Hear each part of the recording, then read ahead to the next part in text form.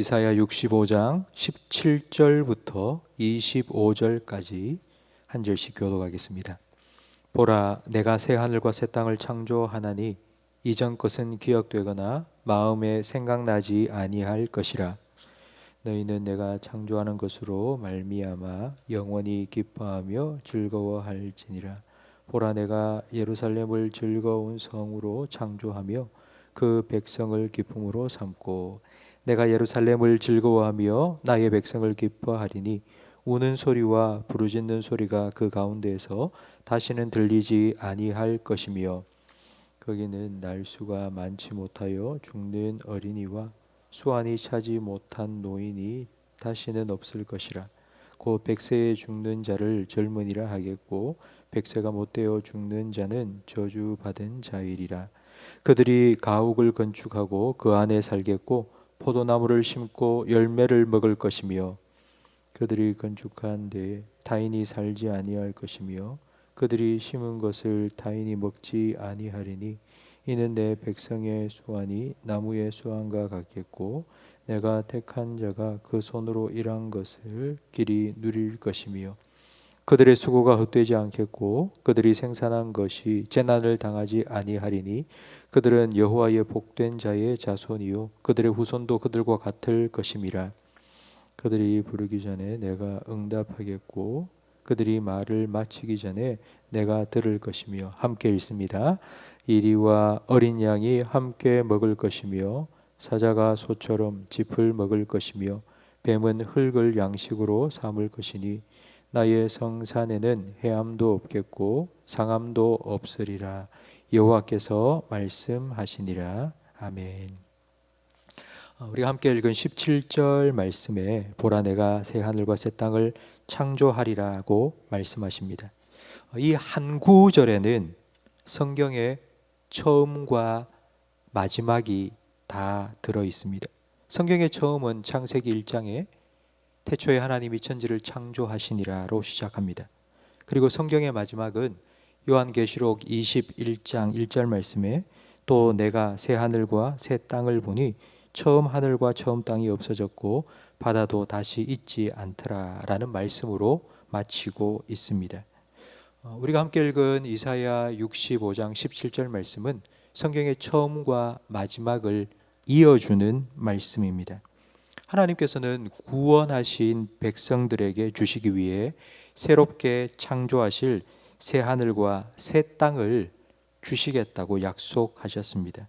그곳이 어떤 곳인지 18절 이하에 설명을 해주고 있는데 그곳은 한마디로 말하면 즐거움과 기쁨이 가득한 곳입니다.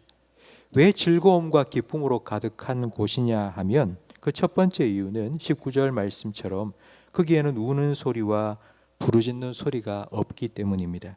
슬픔과 통곡이 없기 때문에 그곳은 기쁨과 즐거움만 가득한 곳입니다. 그리고 두 번째 20절 말씀에 보면 그곳에는 저주가 사라졌기 때문입니다.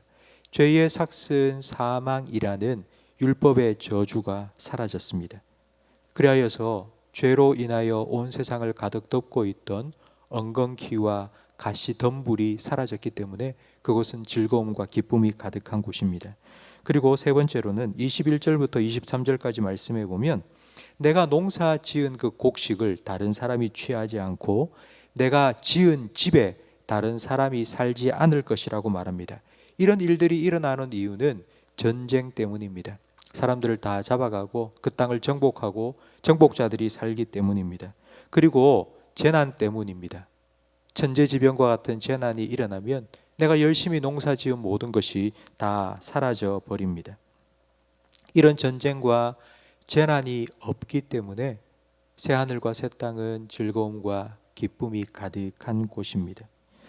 그래서 그 결과로 새 하늘과 새 땅에 없는 것이 하나 더 있습니다.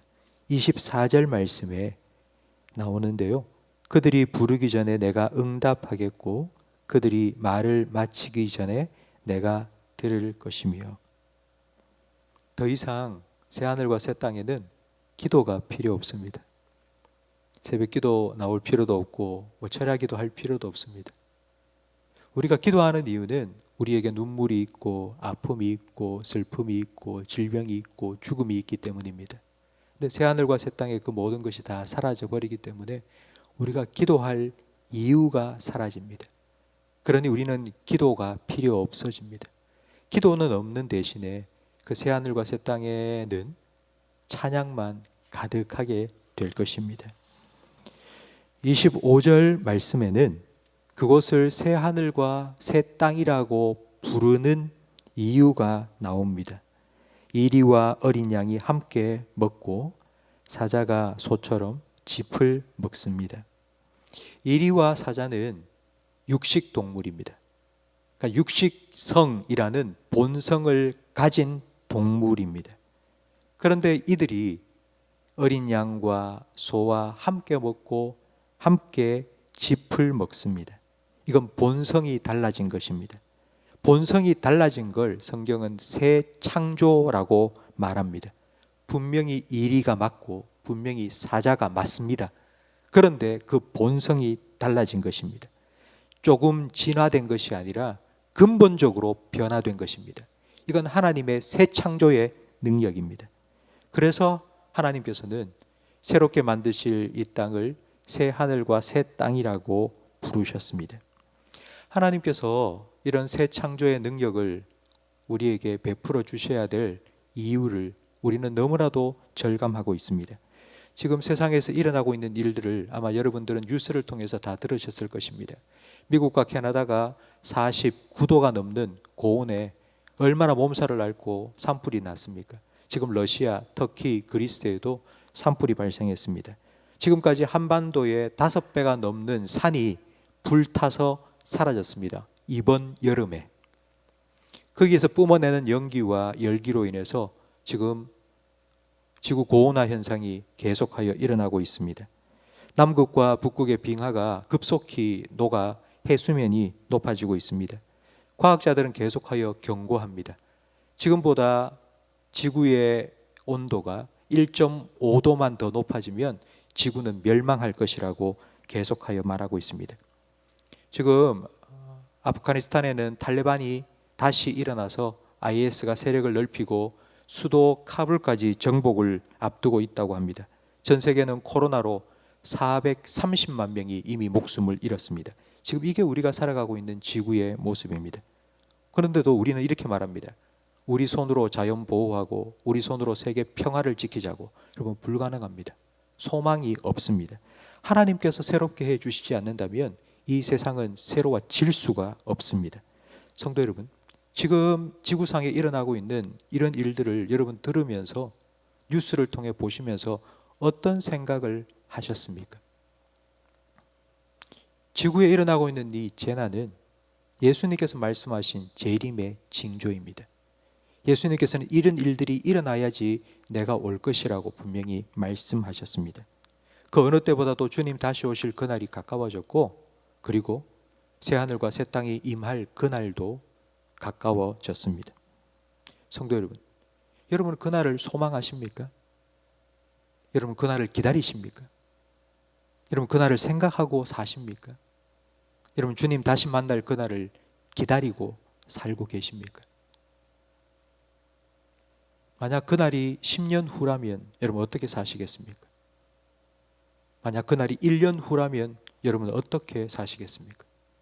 만약 그날이 내일이라면 여러분 오늘을 어떻게 보내시겠습니까? 지금 그 마음으로 오늘을 사시고 1년을 사시고 10년을 사시고 여생을 사시기를 주님의 이름으로 축원합니다. 기도하겠습니다. 내가 속히 오리라 약속하시고 성찬하신 주님, 주님의 약속을 기다리며 늘 깨어 기도하면서 주님 만날 준비를 잘 해나갈 수 있는 슬기로운 다섯 처녀와 같은 믿음을 우리에게 허락하여 주시옵소서. 이 시대를 분별할 수 있는 지혜를 저희들에게 허락하여 주시옵소서. 새 하늘과 새 땅을 바라보며 우리에게 주어진 믿음의 경주를 끝까지 인내로서 달려갈 수 있도록 우리 모든 성도들을 주님께서 친히 붙들어 주시고 인도하여 주시옵소서. 언젠가 주님 만날 그날 우리가 주님 앞에 서게 될지, 아니면 주님께서 우리를 만나러 오실 때이든지, 주님을 만날 그때에 기쁨으로 주님 품 안에 안길 수 있는 우리 모든 성도들의 삶이 될 수 있도록 주님의 은혜로 우리 성도들을 친히 인도하여 주시옵소서. 예수님 이름으로 기도합니다. 아멘.